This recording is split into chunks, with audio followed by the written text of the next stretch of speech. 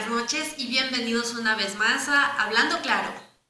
Política en palabras sencillas. Buenas noches, Penélope, ¿cómo estás? ¿Qué tal, Giovanni? Esta noche vamos a hablar sobre varios temas de interés, ¿no? ¿Qué ha pasado en las cárceles en estos días? El alto costo de la vida, la lucha permanente del magisterio en las calles y la educación. Por supuesto, vamos a empezar con un video respecto al alto costo de la vida. En los mercados y supermercados de Guayaquil se registra un incremento en los precios de los productos de la canasta básica. El fideo que compraba a $1, ahora vale 1.30, ha subido 30 centavos. Casi todo lo que es de allá de abasto. Ahora lleva menos productos. Menos productos, se viene con 40, 50 y no se lleva nada. Es parte de una crisis que golpea el bolsillo de los consumidores. Por ejemplo, hace aproximadamente 3 meses, la libra de papa chola estaba a 20 centavos y ahora se vende a 35 centavos. Antes la libra de tomate también valía 30 centavos, pero en la actualidad está a 50 centavos. La libra de zanahoria costaba 20 centavos y en ese momento se comercializa en 30 centavos. Además, la libra de cebolla colorada, que valía 20 centavos, ahora la venden a 35. Y acá los clientes se quejan, ¿qué dicen? Algunos sí, que porque han subido las cosas, pero ya no es culpa de uno. Y yo me voy a Montebello, de allá mismo traigo. Sus comerciantes denuncian que no hay autoridades que controlen estos costos en los mercados mayoristas, en donde adquieren los artículos alimenticios. ¿Cuánto paga por la leche? Antes pagaba $1, ahora vale $1.10, $1.20. ¿Por los huevos? Por los huevos igual, pues valía $3, ahora vale $3.50. La cubeta. Sí, la cubeta. Uno de los productos que registra mayor incremento en su valor y quejas en los usuarios es el aceite. Por ejemplo, esta botella de 1 litro costaba antes $1.80 y ahora los consumidores pagan hasta más de $13, que incluso sería el más barato. El litro de aceite, la favorita, está por $4 ya. ¿Y antes cuánto pagaba? Antes solamente costaba 1.75. Buscamos al intendente de policía de Guayas para conocer qué tipos de controles se realizan para evitar especulaciones. Sin embargo, nos dijeron que están levantando información para atendernos. Mientras tanto, la justificación es que el conflicto entre Rusia y Ucrania ha elevado los costos de producción de los agricultores. Porque dice que ese fertilizante dice que está caro. Por ejemplo, el señor que vende albahaca y hierbabuena antes vendía 50 centavos la pareja y ahora me vende a $1, 1.25 la pareja. En el caso de que existan especulaciones en los precios de los productos, un vendedor puede ser sancionado con hasta 30 días de prisión. Pues bien, como observamos en el video, Giovanni, el costo de la vida va aumentando, no solo en cosas como la gasolina, que es algo diario para quienes tienen vehículos, sino también en la alimentación, que es una necesidad básica para sobrevivir, para subsistir. La leche sube a 95 centavos, vemos como el aceite cada vez más va subiendo de precios. Antes el aceite, que era el más barato de todos, que vendían en funda, ese costaba $1, ahora cuesta $2.50 mínimo. Entonces, evidentemente, el costo de la vida va aumentando en los distintos productos, no solo en cosas como la leche o el aceite, sino también en las verduras, en las frutas y en los vegetales.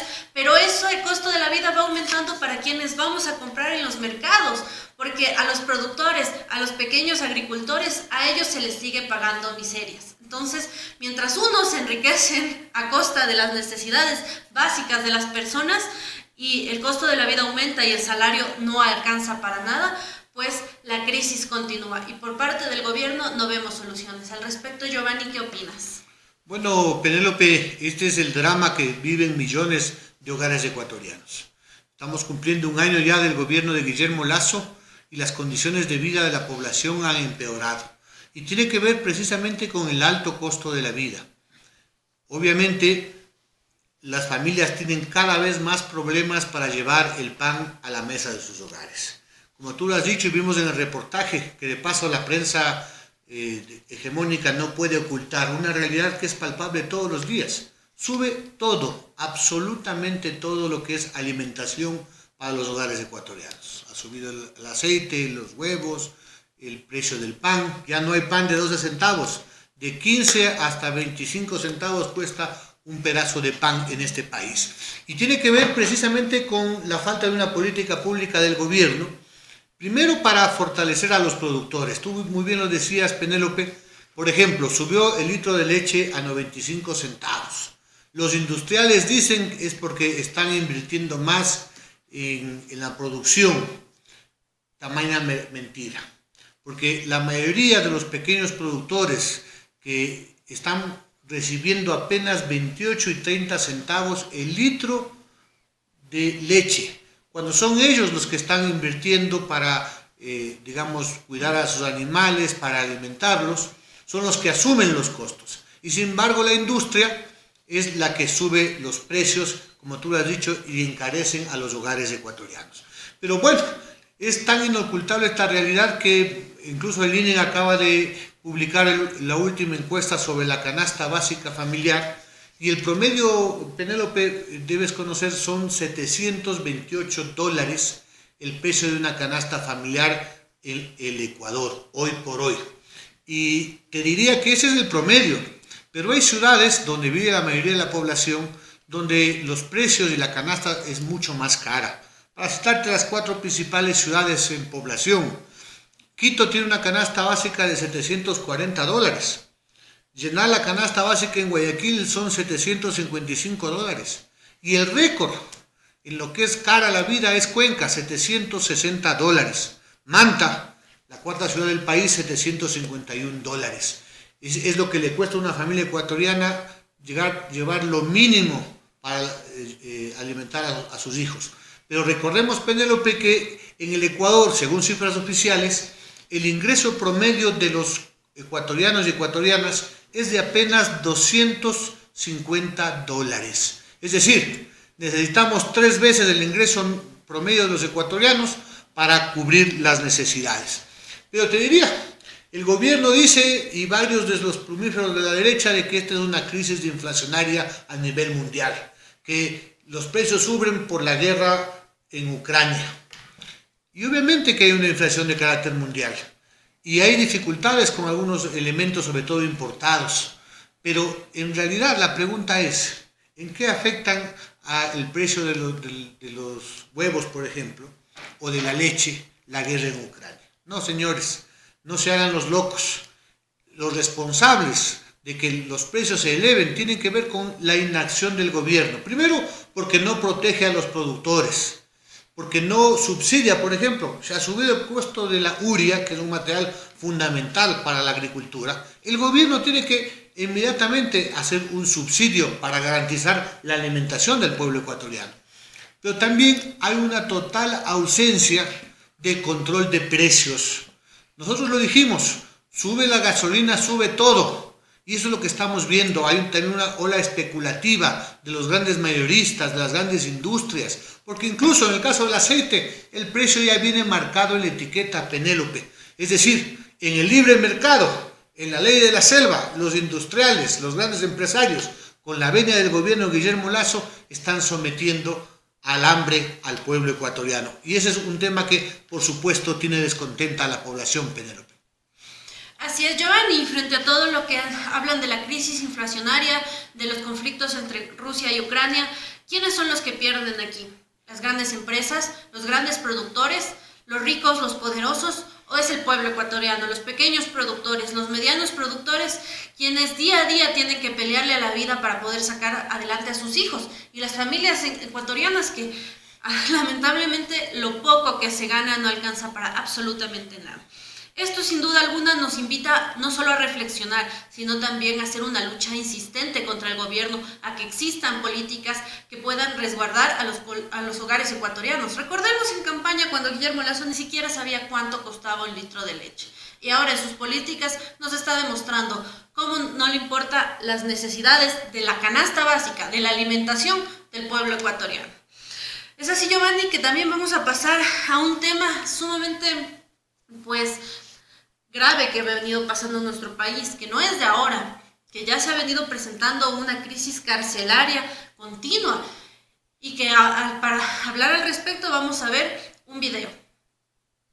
La cárcel de Santo Domingo registra una sobrepoblación del 70%, uno de los factores que incidieron para que el control en este centro no sea efectivo. Pero no solo esta prisión tiene este problema. Según el Servicio Nacional a Personas Privadas de la Libertad SNAI, el hacinamiento en las cárceles del país es del 11%. El presidente Guillermo Lasso ofreció descongestionar al sistema carcelario como una de las soluciones para evitar más muertes y violentos enfrentamientos, que ya ubican al país dentro de las cárceles más peligrosas de Latinoamérica. La meta era gestionar el indulto de al menos 5,000 personas privadas de la libertad con delitos menores o enfermedades terminales. Sin embargo, luego de la firma de 3 decretos, apenas 500 reos han recibido este beneficio. Mientras tanto, las cárceles que tenían solo una capacidad para 30,000 reos, hoy registran unos 35,000.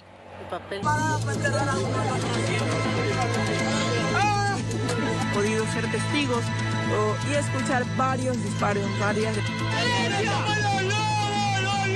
El traslado de alias Anchundia, cabecilla de la banda de los R7 a la cárcel de Santo Domingo, habría desencadenado la masacre de este lunes.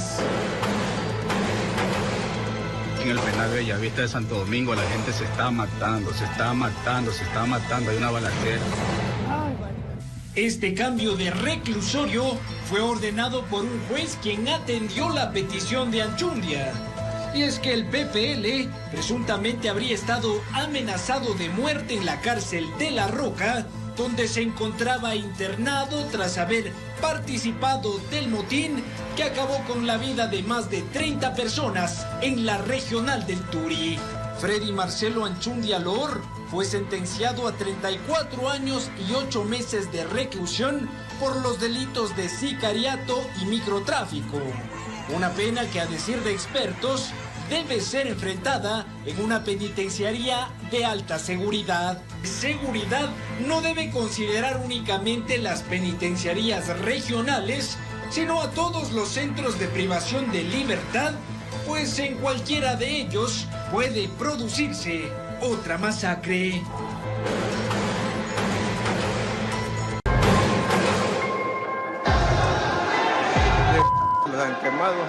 Se volvió a armar la grande, esta vez en el centro penitenciario de Santo Domingo de los Áchilas, un enfrentamiento entre miembros de la banda delictiva Los Lobos y una facción de la misma organización llamada R7 terminó con la vida de más de 40 privados de la libertad, además de decenas de heridos. El amotinamiento carcelario empezó a eso de las 2 de la madrugada. Mi hijo está preso, no se sabe hasta hoy, ayer me mandó un mensaje. No sabía nada de él. Grupos de élite de la policía ingresaron para retomar el control. Las autoridades confirmaron que la cárcel está en manos de la policía. En una requisa encontraron 4 fusiles, 3 pistolas, un revólver y 4 granadas de uso militar. Aprovechando el amotinamiento, se habrían fugado cientos de privados de la libertad. 112 han sido recapturados y aún no existe una cifra oficial de los que faltarían. Bueno, las imágenes son realmente desgarradoras. Creo que todos los ecuatorianos y ecuatorianas nos hemos conmovido una vez más. Se han perdido ya 44 vidas solo en esta semana de personas privadas de la libertad que han sido masacradas ante la inacción y la irresponsabilidad del Estado, del gobierno central, Penélope. Es un tema que, por supuesto, nos preocupa y sobre el cual vale la pena que comentemos. Así es, Giovanni. Recordemos que cuando Guillermo Lasso empezó con su periodo presidencial, se embanaba diciendo que la crisis carcelaria se había acabado, que los crímenes en las cárceles habían disminuido en un 90%, que ya no habían muertos en las cárceles, entre otras cosas. Pero ahora hemos visto que esta crisis ha vuelto. Solo el mes anterior en Cuenca hubieron más o menos alrededor de 20 muertos y esta vez en Santo Domingo 44 muertos en esta crisis carcelaria y en esta ola de violencia en la cual el Ecuador se ve inmiscuido con las bandas delictivas, con el narcotráfico y con esta disputa de territorios, de tener al Ecuador ya no solo como un país de paso del narcotráfico, sino también como un mercado de expendio del mismo. Y es frente a esto que por parte del gobierno no vemos soluciones claras. No vemos por parte del gobierno cómo se va a solucionar la crisis dentro de las cárceles, el hacinamiento que existe en las mismas. Existe un hacinamiento excesivo, la gente en las cárceles está hacinada y al respecto tampoco vemos soluciones. Hemos visto algunos indultos por parte del gobierno, pero finalmente eso, como nos evidenciamos lo que pasó en Santo Domingo, no es la solución. Existe una crisis, existe bandas organizadas y frente a estas bandas vemos también complicidad por parte de diferentes autoridades de las Fuerzas Armadas, la policía y diferentes instituciones del Estado, las cuales están en complicidad con las mismas, porque ¿cómo es que dentro de las cárceles existen armas de fuego? ¿Cómo es que dentro de las cárceles tienen armas blancas, expendio de drogas, entre otras cosas? Es porque existe complicidad también en las altas cúpulas con los delincuentes. Y además, muchas de las cárceles están llenas de pobres, están llenas de crímenes de pobreza, porque lastimosamente en nuestro país la pobreza cada mes aumenta y como lo vimos hace un momento, con lo que pasa con el alto costo de la vida, la gente de alguna forma busca sobrevivir y no es un justificativo para nada, pero también responde a la falta de educación que existe en nuestro país, porque si existiera inversión en educación y mejores oportunidades, estoy pues segura que, como muchos países que tienen altos índices de educación, la delincuencia y los crímenes por robo disminuirían de manera significativa, Giovanni. Sí, Penélope, es un tema en el cual la sociedad está conmocionada. La inseguridad en los hogares ecuatorianos es pan de cada día. Ciudades violentas, Esmeraldas, Guayaquil, han aparecido cuerpos en Lago Agrio, sicariato en Machala, en general hay una zozobra. Pero esta masacre de Santo Domingo pone una vez más el dedo en la llaga. Hay un gobierno totalmente incapaz de articular mínimas respuestas para proteger la vida, en este caso de las personas privadas de libertad. Y vale un dato, Penélope, tú lo decías, de enero hasta el día de hoy hay más de 380 personas asesinadas en las cárceles. Ha habido 6 masacres, 5 de las cuales se han dado en el gobierno de Guillermo Lasso. Todos recordamos cuando la masacre 1 de febrero, en el tiempo de Moreno, Lasso hizo en campaña unas críticas y dijo que iba a resolver los problemas. Pues bien, ha pasado un año y los problemas no solamente no se han resuelto, sino que se han agravado. Lo terrible es lo que tú decías. Esta masacre en Santo Domingo estaba cantada. Se ha hecho público cómo había informes de inteligencia, cómo la descoordinación, por decirlo menos, bastante sospechosa del sistema de justicia, los famosos habeas corpus, establecieron que una cárcel de mediana seguridad como la de Santo Domingo esté abarrotada de personas peligrosas. Y obviamente estamos hablando de vidas humanas. El pueblo no puede acostumbrarse a mirar esas escenas, personas degolladas, etc. Porque como tú lo has dicho, de los más de 39.000 detenidos en el país, el 80% no tiene sentencias ejecutoriadas y están por delitos menores, porque en este país se criminaliza la pobreza. Los ricos, los de cuello blanco, los grandes criminales, tienen plata para comprar jueces, para que les otorguen habeas corpus. Aquí está efectivamente una vez más una muestra de cuánto ha penetrado el narcotráfico, el crimen organizado, no solamente a la fuerza pública, a la justicia, sino al propio Estado. El ministro del Interior, Patricio Carrillo, el 29 de abril decía que no va a volver a ocurrir incidentes de la magnitud de hace pocas semanas en Turi, en Cuenca. Lamentablemente han pasado menos de 8 días y vemos semejante masacre. Esperamos respuestas, presidente. Ahora está en Israel buscando tecnología, asesoría. Ojalá no sea solamente para reprimir al pueblo que levanta la voz. Ojalá puedan invertir por fin el Ministerio de Finanzas los recursos suficientes para tener guías, para tener tecnología, para dar una vida digna y un trato de rehabilitación a todos los presos en este país. Pues bien, Penélope, es un tema que nos ha llamado mucho la atención y que no podemos dejar de levantar nuestra voz. Pero también en estos días se está cumpliendo 9 días de la huelga de hambre de los maestros y maestras en Quito y en Guayaquil. Vamos a ver un video al respecto sobre esta lucha justa del magisterio ecuatoriano.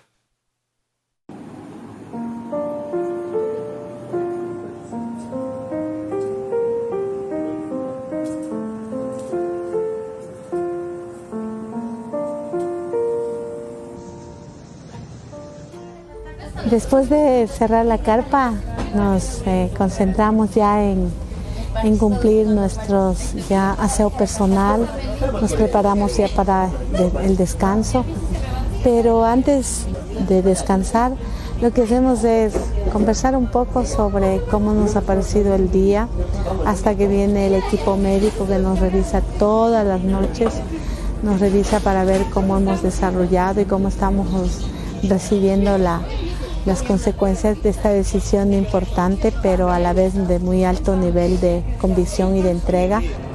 Muy buenas noches. En estas jornadas de huelga de hambre, como una medida de hecho, nuestros compañeros y bueno, en lo personal, hemos ido sufriendo de a poco las secuelas de no ingerir alimentos. Y en ese proceso hemos sentido mareos, dolores de cabeza, dolores de estómago, pero a nosotros nos mantiene la lucha y la convicción que tenemos por cambiar la realidad que vivimos actualmente en el país. En la noche tratamos de un poco levantarnos, estirar las piernas, tratamos de conversar, de despejar un poco la mente para que no todo sea rutinario y nos afecte también de manera psicológica. Por eso también tratamos de conversar, de tener un momento agradable con los compañeros. Las noches aquí son frías, aún así nuestros compañeros hacen todo lo posible para mantenernos de la mejor forma en este espacio, con cobijas, con las donaciones de los compañeros, con líquidos, con caramelos. Sin embargo, hay docentes y compañeros que se encuentran delicados de salud. El primer día pues normalmente te duele la barriga, te da ansias de comer y es un poquito complejo, ¿no? Al segundo día pues ya comienzan los estragos, lo que son los mareos, lo que son la ansiedad, que te vuelve muy loco en realidad. Bueno, el día de hoy me sentí muy mal, me levanté muy mareado, me dio mucha ansiedad, me dio calor interno por no haber comido. El aspecto de salud está inquebrantable, o sea, podría aguantar, pero ya el cuerpo se podrá acostumbrar. Pero creo que soy una persona muy sentimental, se puede decir, apegado a la situación de mi mamá. Mi punto de débil es mi madre y en ese momento mi madre está así, entonces sí me duele un poco porque también está sufriendo. No me gustaría verla así, no me gusta verla así. El sentimiento, la conciencia revolucionaria, nuestras ansias de cambio, sí nos dan fuerzas todos los días. Nuestras familias que nos visitan, ver a mis hijos, ayer los vi, y pese a que ellos los dos están solos en la casa, pero los veo bien y los veo tranquilos. No vamos a estar con nuestros hijos, con nuestra familia allí en el Día de la Madre, pero ese gesto, que no es un gesto enorme materialmente, pero que tiene un gran efecto en quienes estamos aquí como mamás y no vamos a estar con nuestros hijos en casa.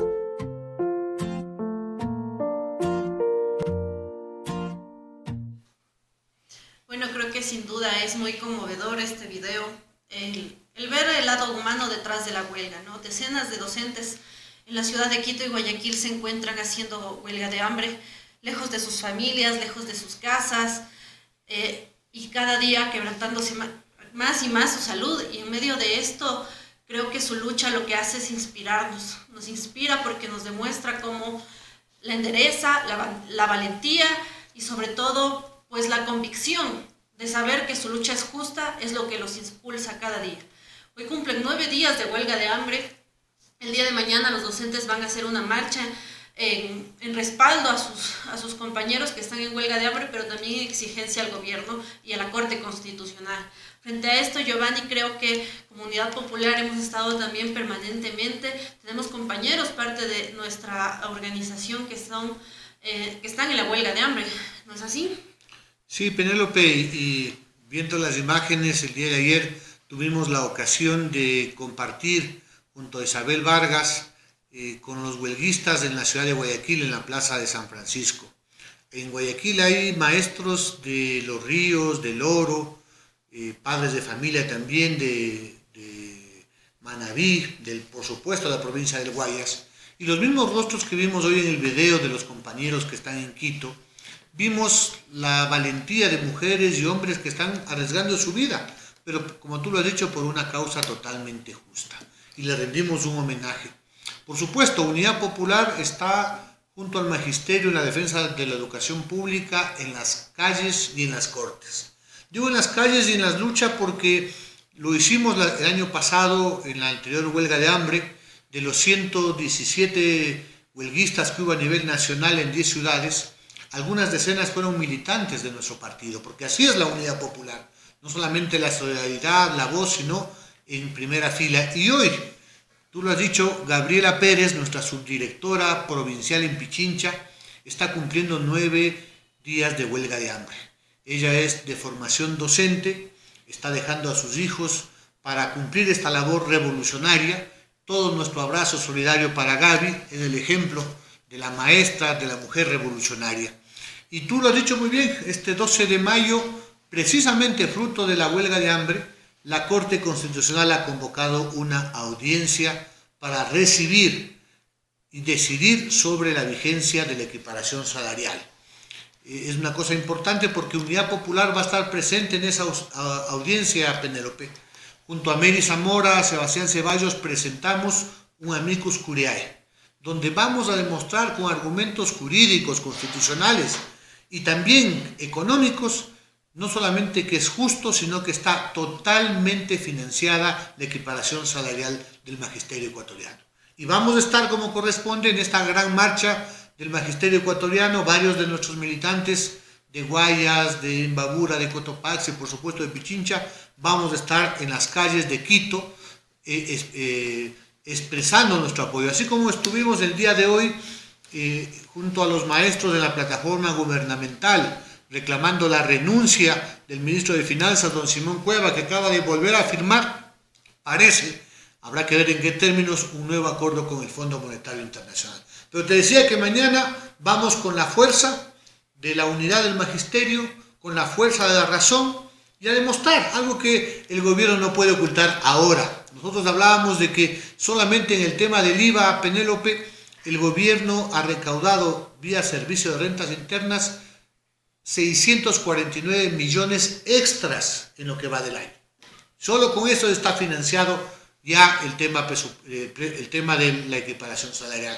Pero ahí salió un dato más completo, con el impuesto a la renta y las contribuciones especiales. ¿Sabes, Penélope, cuánto ha recaudado adicional a lo que normalmente se recauda? Hasta el mes de abril, 1.790 millones de dólares. Es decir, hay recursos. Lo que no hay de parte de Guillermo Lasso es voluntad política para atender a los maestros, a las maestras, a la calidad educativa. Y si esa voluntad no hay, el pueblo, los maestros, vamos a estar en las calles reclamando los justos derechos. Y bueno, en el tema educativo ya habrá oportunidad de ubicar un balance de este año de gobierno, pero efectivamente otro tema que ha preocupado a las familias ecuatorianas es los resultados del examen Transformar, Penélope. La CENESID ha hecho público unos datos. Dice que 85.000 jóvenes han quedado sin cupo. Yo vi un meme, un anuncio de la Federación de Estudiantes Secundarios de Ecuador que dice que la CENACID no sabe contar. Coméntanos, Penélope, tú desde la Juventud de Unidad Popular, ¿cómo miramos el tema del ingreso a las universidades? Pues así es, Giovanni. Mientras los docentes pelean por un salario justo, los estudiantes pelean por poder lograr llegar a las universidades a cumplir sus sueños. Ahora la CENESID da cifras totalmente irreales. Dice que apenas, según ellos, 85.000 estudiantes se quedarán fuera del sistema de educación superior.